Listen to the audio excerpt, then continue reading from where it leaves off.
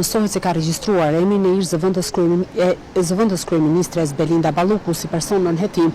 në ndyshimet për veprën penale të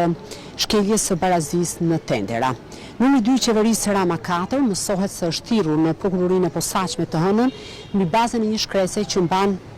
firmën e prokurorit të posaçëm Dritan Prençi. Burimet bëjnë me dije për News 24 se fletëthirrja është dorëzuar zonjës Balluku në adresën e Ministrisë së Infrastrukturës dhe Energjisë dhe në këtë fletëthirrje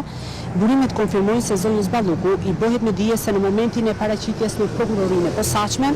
duhet të jetë shoqëruar nga një avokat, çka në raste të tilla paralajmëron se mund të komunikohet edhe akuzë penale, ndonse prokuroria e posaçme deri në këtë momente, pavarësisht kërkesave për informacion të drejtuar nga News 24,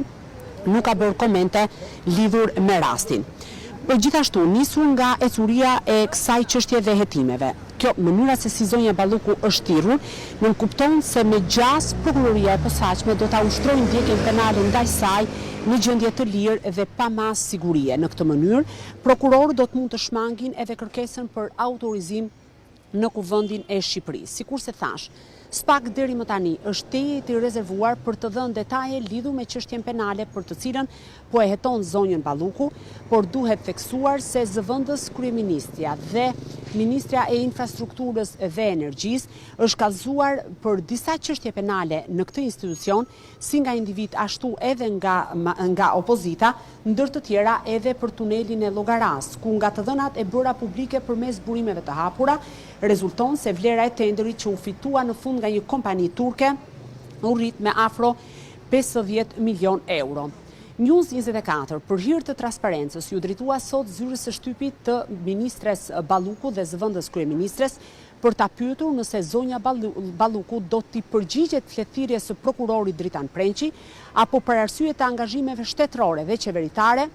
mund të caktojë një datë tjetër për t'u paraqitur në këtë institucion. Deri në këto momente, zyra e shtypit e zonjës Balluku nuk i është përgjigjur News 24. Gjithashtu, News 24 ju drejtua me shkresë zyrtare zyrës së shtypit pranë kryeministrit, që deri në këto momente edhe kjo zyrë shtypi përmes kontaktit me zonjën Manjola Hasa nuk ka bërë asnjë koment. Pyetja drejtuar zyrës së shtypit në kryeministri ishte pikërisht kjo. A është e angazhuar zonja Balluku në aktivitete apo vizita zyrtare jashtë vendit të Hënën e datës 27 tetor dhe a do t'i përgjigjet apo jo ajo fletëthirrjes së prokurorisë. Megjithatë, deri në këto momente, si Ministria e Infrastrukturës dhe Energjisë, ashtu edhe zyra e kryeministrit nuk kanë bërë komente